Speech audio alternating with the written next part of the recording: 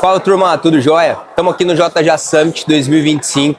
JJ, que é um dos principais eventos hoje já do segmento de food service da América Latina, aqui do Brasil, então, principalmente. O evento que ontem, seu primeiro dia, já passou vários nomes pelo palco, temas principais relevantes, trazendo informações do momento de mercado. E nós continuamos aqui com as nossas pílulas de conhecimento, nosso papo de recorrência, que já virou aquele clássico para os nossos clientes. Agora aqui com a gente, Joyce, nossa querida parceira da Infood Delivery. A Joyce, que é uma das... Olha, Joyce, vou dizer uma das primeiras. Matrícula era a 200, tá bom, né? Matrícula 200. Tá bom, né? A Joyce que participou de todo um crescimento ali do iFood, quando o iFood estava batendo 1 milhão de pedidos. Olha só, 1 milhão. Para quem hoje já está com 120 milhões, a mais de 120 milhões... Mas já passou. A Joyce tem um pouco de história para contar pra gente e tem muitas dicas de quem vive isso no dia a dia, na operação, respira isso mesmo, ajudando hoje donos de delivery a crescerem seus negócios de forma mais saudável. Joyce, vamos lá. Acho que antes das perguntas mais polêmicas, acho que é legal trazer para o pessoal que hoje está acompanhando a gente, quem está ali batalhando hoje na operação, um pouquinho do que você já viveu. O que a Joyce vê de diferente hoje, num delivery em 2025, do que a Joyce viu para quando estava abrindo iFood, começando as primeiras lojas em iFood lá atrás, Joyce? Nossa, é muita história, né? Primeiro eu quero agradecer a participação. Amo falar de conteúdo, amo levar conhecimento, então muito obrigada pela oportunidade. E assim, eu entrei lá em 2016, né? Ninguém sabia o que era iFood. Então eu tinha que chegar, eu entrei como executiva, realmente porta a porta, tinha meta de captação de lead. Olha isso. E a aí, galera não sabia o que era iFood. Não tinha, eu chegava assim, ó, o iFood, o que é iFood? Na época da propaganda da Judite, né? Olha só. Não, o aplicativo é um aplicativo, que é uma praça de alimentação online, você vai clicar aqui, você baixa, você pede, e aí eu preciso cadastrar o teu restaurante porque o público quer você nessa plataforma. A gente está trabalhando, e é legal porque o iFood ele sempre trabalhou muito todos os pilares, né? Ele não trabalhava só a entrada de restaurante, mas ele trabalhava o pilar tanto do entregador como do final, apesar de que o iFood não começou com entrega própria. Não tinha entrega própria quando começou, era a entrega do restaurante. Então ele olhava para esses dois pilares. Não tinha outra opção, era só aquela. Não tinha. Depois, quando o Rappi foi entrando, foi mudando um pouco o comportamento. E aí eu tinha que dizer, e foi legal porque a gente teve que implantar uma cultura de delivery que não existia. Tinha aquele telefonezinho que a pessoa ligava, os ímãs de geladeira, para pedir de uma hora para outra. As pessoas se depararam com tudo na palma da mão, através do aplicativo, e era uma venda de cultura, porque não só o cliente estava se adaptando, como o dono de restaurante também. Né? Naquela época as pessoas cadastravam, ela botava o cardápio, às vezes de forma totalmente desordenada, e naquele momento era um momento de volume. Então toda expansão tem um pouco disso também. Tem uma hora que você vai entrar numa cidade, seja qualquer negócio, você vai ter que pegar o volume, pega clientes estratégicos maiores, mas existe o volume para validar e começar depois trabalhar a parte de qualidade, né? Sim. E que é o que eu tenho visto muito de lá para cá. Antes as pessoas entravam de qualquer jeito, não colocava foto, não tinha se preocupava. descrição direito. Não tinha descrição, botava lá combo 1, ninguém sabia o que era combo 1. Eles vendiam pro cara que já estava no salão e não era a proposta, né? E era outra coisa que eu dizia muito, gente, o cliente de iFood é um cliente de iFood, ele não é um cliente de salão. Porque eles tinham muito medo de perder o cliente que estava no salão deles pro aplicativo.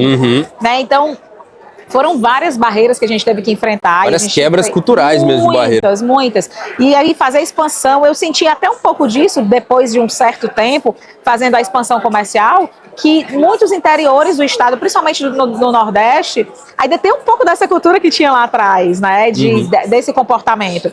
Mas hoje com tecnologia, com informação, com IA, a gente tem evoluído de uma forma surreal. Então o que funcionava ano passado já não funciona mais hoje. Então, ter um bom posicionamento, ter uma boa estruturação de cardápio, fazer uma conta bem feita, né? Que antigamente o pessoal botava o mesmo preço, tinha aplicativo. Na época, a gente não poderia colocar no iFood, o cliente não podia colocar no iFood o mesmo valor, um valor diferente de cardápio. Eu já ouvi essa história. Não podia. Contratualmente não podia ter um preço diferente. Não podia, se ele tinha que aplicar lá, na verdade era assim. O cara tinha um preço de salão e não tinha delivery, ele podia botar um preço diferente porque ele chamava de preço de delivery. Mas se o cara tivesse o salão e o delivery pelo WhatsApp, ele teria que colocar o mesmo preço do delivery dele no iFood.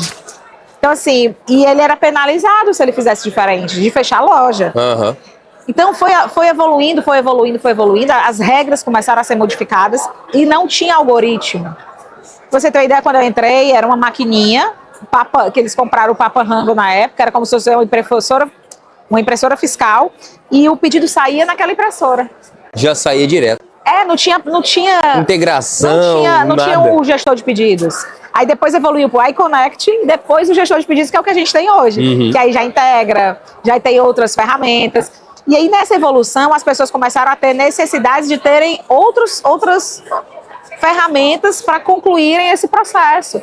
Para tanto sair um pouco da dependência, mas para complementar também a ferramenta deles. Sim, para deixar a operação mais completa, né? Cobrir todos os pontos da operação. Exatamente. O iFood ele cresceu comprando outros players locais. Então o grande lance é dado. E o dado que o restaurante não tem, se ele não tiver uma estratégia muito clara. Então hoje a luta constante nem é tanto por volume, é por qualidade, é por vender bem, é por ter uma experiência incrível. Aumentar a frequência dos clientes que já compram. E aumentar a frequência. Eu falo para toda palestra que eu dou, eu digo que tem duas coisas que a gente tem que olhar sempre. Novos clientes e recorrência. Por isso que a gente se dá tão bem. Porque vocês ajudam a fazer muito isso. Todos os meus clientes têm essa indicação para o Rapidinho por causa disso. Porque se eu não fizer, não existe mais de ter que fazer só o básico. O básico ele tem que ser feito. O cara não pode fazer um tráfego pago e aí achar que o tráfego vai vender, porque o tráfego não vende. Ou faz tráfego pago, manda pro WhatsApp, não tem quem responde. Não tem um atendimento automatizado com um robô. Tem muito pratinho que precisa ser equilibrado hoje em dia.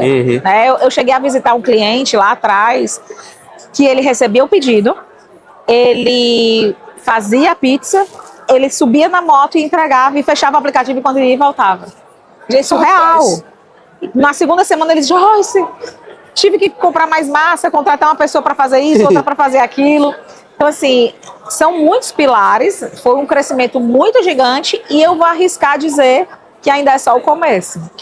Eu acredito. Comparado com o que a gente vê em outros mercados, né, similares fora do Brasil, só o começo. Tinha uma época, quando eu entrei, a gente tinha um dado muito forte, lá em 2000 eu sou ruim de data, mas 18, 19, que só 3% da população consumia um delivery. Um dia desse. Olha isso. O tamanho do mercado que ainda tem para crescer. Ainda existe muita coisa, ainda existe muita solução, né? Bom, tanto que agora a gente tem novos competidores chegando, né? Anunciados aí, a Kita pela Meituan, a 99 reforçando pela Didi, a Rappi vindo com mais força, né? Retomando aí a briga que ela sempre teve.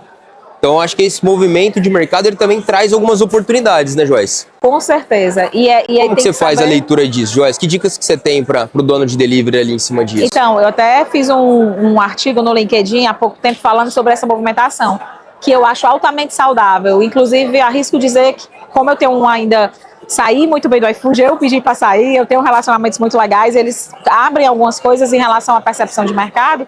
E até para eles isso é legal, esse momento, né? Eu acho saudável a concorrência, e eu acredito que mais em relação à entrada da Kita, eu vejo um futuro diferenciado. Por quê? Primeiro porque a Kita ela foi um modelo de negócio onde eu cresci junto com o iFood vendo os grandes líderes, presidentes, diretores indo lá pegar o que tinha de melhor na Kita para trazer para cá. Ver o que eles estavam fazendo para replicar. Era o nosso professor. E hoje o professor está na área, né? Então, assim... Tem que ter respeito. Tem que respeitar, não só isso, como posicionamento até de investimentos que eles estão trazendo, que eu acredito que o valor que foi divulgado não é o que eles vão gastar. Eu acho que eles têm muito mais carta na manga, mas muito mais do que dinheiro, eu vejo como uma experiência completa que eles têm hoje. Como assim, Joyce? Por que ninguém bateu o iFood até hoje? Porque o iFood ele é muito bom na experiência completa. Ele olha o 360 da operação e todos os pilares. E ele garante que essa experiência seja massa. Vai ter gente reclamando de alguma coisa? Vai, porque ninguém é perfeito, a empresa não é perfeita. Sempre vai. Mas você tem que saber usar a ferramenta da maneira certa, seja qual for a ferramenta que você estiver usando. Mas os caras são muito feras, eu vi esse acompanhamento, eu acompanhei tudo isso. E pela primeira vez eu vejo um mercado onde o iFood se incomodou de fato com a entrada de um player como esse. Porque quando o Rappi entrou, 99 entrou dando 2 milhões para um, 3 milhões para outro, Uber Eats também, eles entraram dando grana e eu falava, na época eu estava no iFood, eu dizia, ó, beleza, tu vai pegar a grana, mas eles não vão te dar cliente, daqui um ano tu não tem nem o teu histórico no iFood, nem tem a grana, nem tem cliente, porque o cara não trabalhava o público final. Dá um tiro no pé. O iFood não cresceu comprando players. Quando ele quis entrar em mercado, ele comprou o site Mercado. Então, ele soube fazer uma estratégia e abrasileirar da maneira correta. Então, eu tenho um player como o Rappi, eu trabalhei um ano no Rappi ainda, depois que saí do iFood.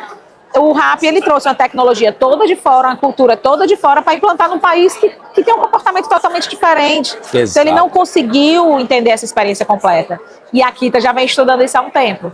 Então, eu acredito muito nessa entrada para fortalecer e trazer mais saúde também. Eu acredito mais em saúde para o mercado, né? Alguns estão sendo mais prejudicados por exclusividades, mas a gente tem um CAD também que consegue garantir com que eles não tenham aquela... Tem cliente que tem exclusividade que não pode renovar por um tempo depois, Sim, tá? traz aquela regulamentação básica para o mercado ali, para ajudar algumas proteções ali, né? Apesar de que tem o fio do bigode, né? E aí é onde eu falo muito para os meus clientes. Tem um cara que é exclusivo, que quando não puder mais exclusivar, ele vai ter o fio do bigode, como a gente diz lá no Ceará, né? Vou ficar por honra, né? Porque eu prometi. Porque querendo ou não, existe botões, né? Botões aperta para você estar no topo, botões apertos para você descer. Quando eu entrei no iFood, não existia nenhum algoritmo. Então eu, Joyce, dizia quem eram os restaurantes que iam estar no topo.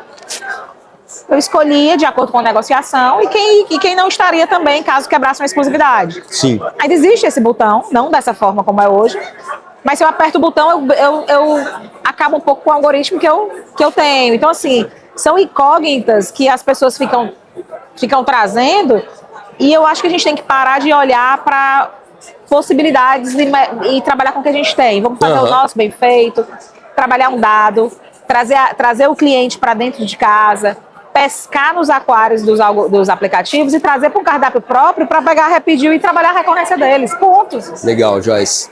Assim, vamos parar de se incomodar, fica até um recado aí, parem de se incomodar com tanta notícia, com tanta movimentação. Trabalhe bem a sua estrutura, trabalhe bem o seu cardápio, traga o cliente, pesque o seu cliente da maneira correta para um cardápio próprio e trabalhe a recorrência com Rapidinho.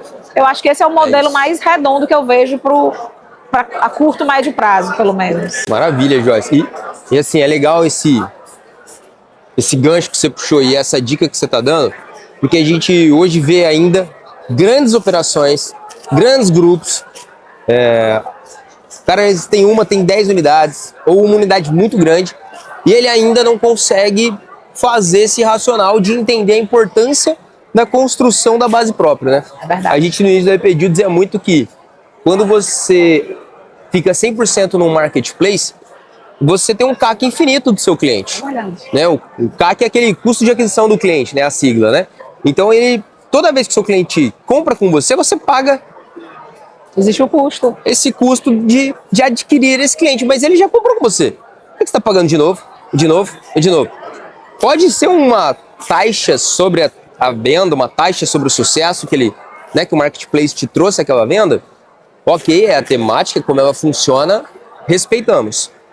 Mas, para fazer a continha do longo prazo, arrasta esse ponteirinho para frente, coloca 24 meses para frente, esse custo de aquisição de um cliente que compra 2 vezes no mês com você, a cada 15 dias, arrasta 24 meses para frente isso aí. É verdade. Aí você tira esse custo que você pagou por 24 meses disso e coloca dentro do seu bolso.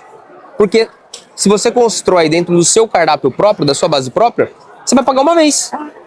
Todas as próximas compras dele, você não vai pagar esse custo de aquisição de novo, esse aluguel. Então, e aí a gente falando de dados, né, no seu gancho, além desse benefício de você colocar dinheiro a mais no seu bolso, você tem o benefício de construção de ativo. Nas próprias palavras do Diego Barreto, né, ele cita com uma importância muito grande a construção do ativo que o iFood tem, quando ele fala em algoritmos próprios, né, de aprendizagem de máquina, algoritmos próprios, né, de inteligência ali de mercado, mas o ativo que ele pouco cita é o ativo que eles têm do tamanho da base de consumidores. Exatamente. Que eles têm. Aí é que está a riqueza. E por que eu acho que ele não cita tanto isso? É para não dar tanto palco pro restaurante também. Opa, pera lá então. Mas se isso é tão importante para ele, por que ele não dá para mim? Exatamente. Por que ele não compartilha comigo essa informação? Porque ele monetiza, né? Porque é um grande ativo dele.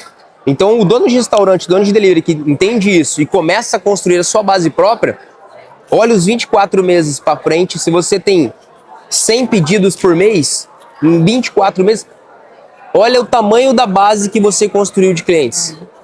Agora, imagina se você tem 1.000 pedidos. Imagina se você é uma franqueadora e tem 100 mil pedidos na sua rede.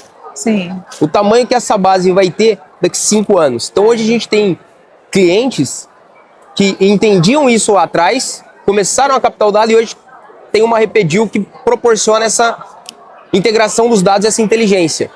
E aí a gente tem clientes com base de 1 milhão de consumidores. Muita coisa. Que ele nunca trabalhou essa base. Ou o potencial de expansão de receita em ticket médio, em frequência de pedidos, em reserva de mesa que ele pode trazer para casa com o tamanho de uma base dessa. Verdade. Dentro desse contexto, Joyce, de dados de informação que a gente está falando, qual que é a dica principal que a Joyce dá aí para os clientes quando chegam lá para você e você faz uma primeira análise? Qual que é a dica que você tem para esse cara? Eu gosto muito de falar assim, que a gente precisa arrumar a casa. Arrumar a casa como? Entender se a minha configuração está favorecendo o algoritmo, a configuração do meu negócio, se está de acordo com as minhas contas, né? Se a conta está batendo direitinho. Se o cardápio está bem estruturado, eu digo que 85% é muito de cardápio.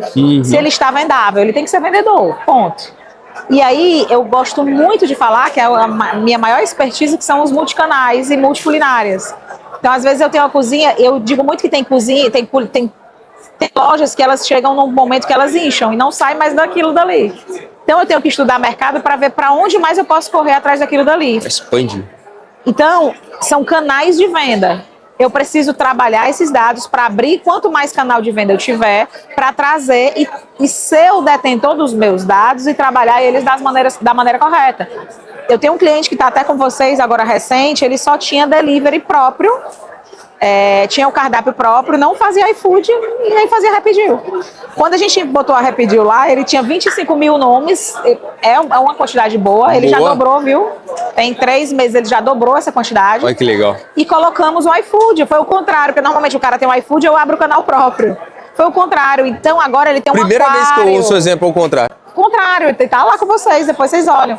E ele foi o contrário. Então, assim, normalmente eu digo assim, e é uma coisa que eu tenho aprendido muito com o meu sócio, João Kepler, que ele fala muito sobre equity, sobre canais de venda, e as pessoas deixam muito dinheiro na mesa. E eu posso dizer por quê? Por preguiça. Alfredo Soares ontem no palco disse exatamente isso. Você ouviu ele falando? Pronto. O empresário, ele não quer empreender de fato. Ele tá ali no iFood, tá vendendo, tô bem. E aí o mais? E o plus? Cai e o naquele outro canal? conforto, E o tá outro... bom, o marketplace traz uma venda. E eu acho até, assim, eu acho até injusto com a sua equipe. Porque você tem uma equipe para honrar, você tem uma equipe para bonificar, tem uma equipe que tem sonhos, que querem crescer. E se eu consigo olhar vários canais, várias outras frentes, poxa, quantas pessoas eu não levo comigo? Pô, quanto não dá pra expandir isso? Entendeu? Então, assim, botar 60 mil, como eu fiz esse cliente que eu te falei, botar 60 mil na mão dele, na mesa dele em 2 meses, é top. E ele tava o quê? Moscando. Tava confortável, tava cômodo. Entendeu? Então, assim, sempre existem possibilidades dentro de qualquer negócio. A gente só precisa parar, sentar. Eu sei que eu não sou a favor de dizer assim, você tem que sair da operação. Não tem como você sair da operação 100%. Como. Mas tem que parar alguns momentos e realmente refletir, sair dali um pouquinho por um momento e dizer, vamos lá, o que é que eu posso melhorar? O que é que eu posso fazer? Qual é o canal? Onde eu estou comendo mosca? Onde é que eu podia estar aproveitando melhor? Porque se eu tenho um custo hoje, produzindo algo que está me dando retorno, imagine se eu começar a produzir outro algo ali que nem tem um custo tão alto, que eu já pago o principal. Às vezes já tem o custo de cozinha, o custo operacional está envolvido, você pode adicionar uma outra marca naquela cozinha. Exatamente. Pode fazer um collab com algum parceiro de outra região, tropicalizar um produto da tua área. E é tão legal que esse cliente que eu citei, eu vou falar o nome dele, é o Brocado lá de Fortaleza, do Rômulo. Ele entrou para a consultoria, eu coloquei o iFood, coloquei Repedil, ele vendeu mais, o cara tá bem, aí agora a gente vendeu para ele, eu sou sócia do Careca na franquia do Careca de pizza, E agora ele vai sair dentro da loja dele, da Brocado, mais um canal de venda que é a Pizza do Careca. Que massa. Daqui a pouco ele pega mesma história de negócio e bota a dele em outro. Cara, e todo mundo ganha. Todo mundo ganha. E é um crescimento pro mercado.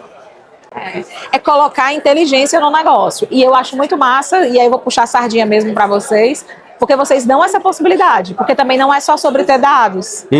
É analisar e usar da maneira correta.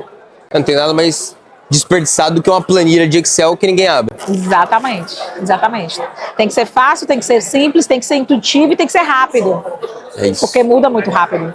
Hoje todo mundo precisa de tudo pra ontem, né? É verdade. Tudo pra ontem. É igual os vídeos, né? A gente olha vídeo na internet, antes eram os primeiros 4 segundos, ontem a gente viu aqui que era 1,7 segundos. Nem 2 segundos mais. É quase que instantâneo. Se a legenda não te agradou, você já cai fora. Piscou, perdeu. Piscou, perdeu. Turma, quero agradecer a Joyce por ter participado aqui desse papo com a gente. Muito conteúdo bom, muita dica de ouro. Esse conteúdo vai ficar gravado. Tem mais conteúdos aí, a gente vai fazer isso aqui em collab. Temos outros papos ainda para ter com a Joyce. Bater muito papo. Joyce, obrigado por ter topado participar com a gente. Eu que agradeço de coração. Deixa o recado pessoal, como é que eles te acompanham nas redes sociais. Meu Instagram é Joyce Guabiraba, tem o TikTok também, Joyce Guabiraba, tem o LinkedIn, tudo mesmo nome para não complicar. Para ficar fácil. Ficar fácil, segue lá, eu invisto muito em conteúdo, eu invisto muito em trazer mais conhecimento, porque além do negócio, existe um propósito que é realmente levar conhecimento para vocês que estão aí assistindo, e eu valorizo muito isso. Maravilha. Obrigada. Pessoal, sigam então a Joyce, sigam @Repediu. Pediu? Repediu.